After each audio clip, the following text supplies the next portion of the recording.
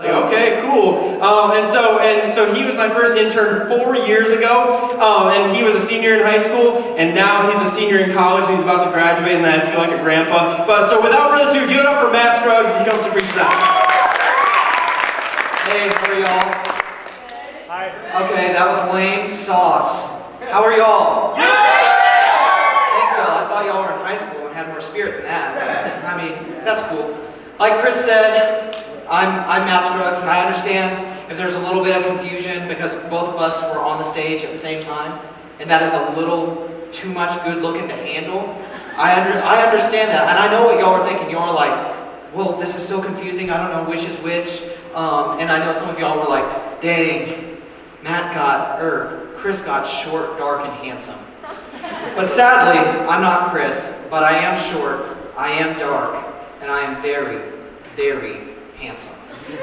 I'm just messing. Like Chris said, my name's Matt Scruggs, and I'm actually from Abilene, Texas, and I'm from a little college called Hardin-Simmons University. So if all of y'all are graduating and y'all want a good college, it's a pretty good college. I like it. I dig it. But believe it or not, I actually grew up in Alamogordo, New Mexico. So Tiger football rules. Okay, I guess Tiger football doesn't rule. But I heard they're going into the playoffs. So, I don't know if they're good or if they're bad. Epic fail, epic win. I don't know. But believe it or not, I was actually here before Chris was here. I actually was a part of Revo before Chris was here. And basically what ended up happening was, in 11th grade, God was like, I like you. And I was like, dang, I like you too, God.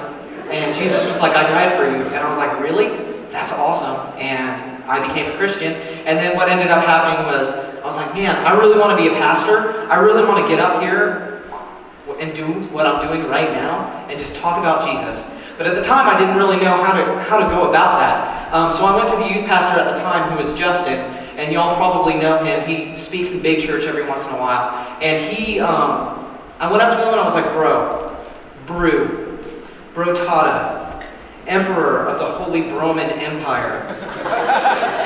How do I do this? How do I do this pastor thing? How do I get up here and talk? Do I just open the Bible and the words come out?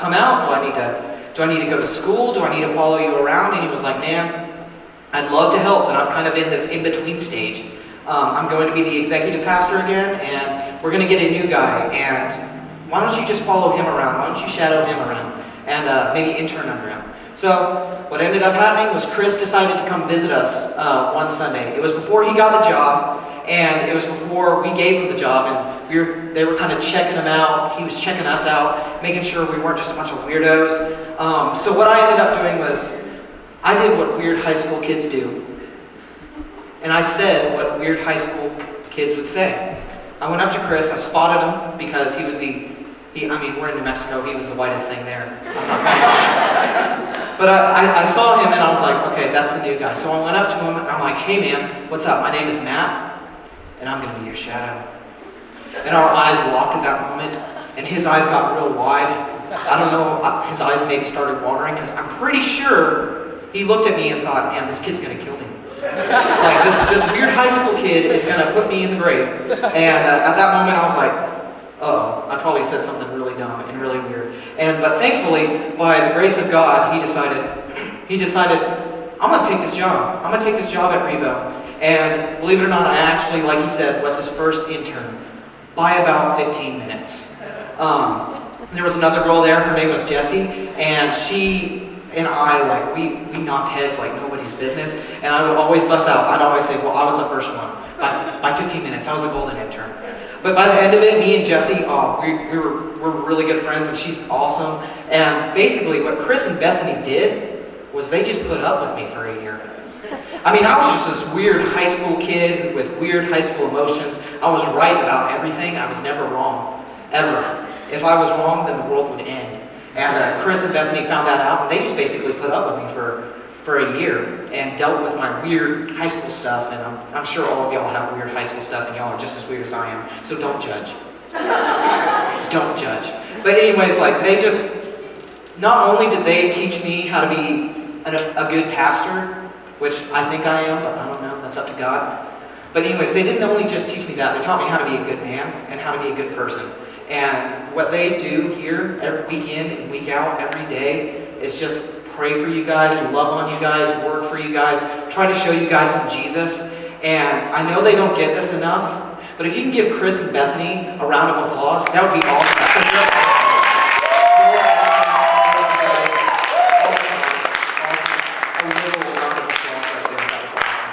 And also give it up for the worship band, because they kill it every week. It's nuts. Don't have any awesome worship band. Well, basically what Chris did was I was like, man, can I preach sometime? And he was like, yeah, dude, come preach this week. We're doing a sermon series called Weird. And I was like, weird? That's kind of a weird name for a sermon series. What's it about? And basically, he just said that we're going to do a sermon series called Weird because, let's face it, normal just doesn't work.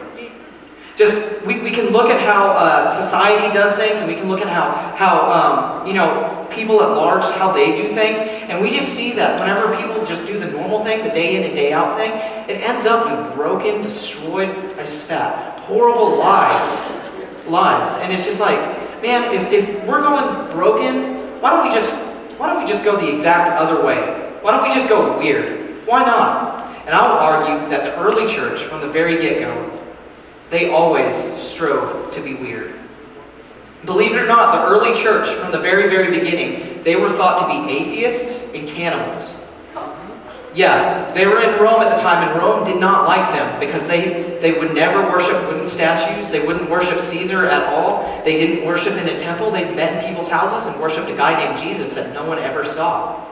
And they also, they were called cannibals because they would walk around and call each other brother and sister, and they would go, brother, let us eat the body of Christ.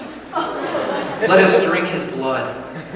And, I mean, if y'all took communion this morning at Big Church, that's exactly what you did. You took part of that 2,000-year-old tradition of drinking the blood of Christ and eating his flesh, which I know sounds really, really weird, but that's exactly what they strove for. They decided to be weird.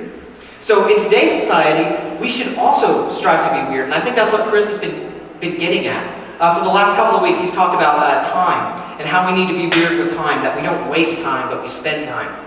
And then last week I hear that he talked about temptation and how you probably just don't want to deal with it. You just want to run away. That's what weird is.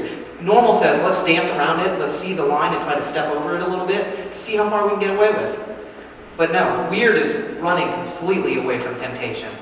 And this week, what Chris wanted me to talk about was family relationships. And what does normal family relationships look like? And what do weird family relationships look like?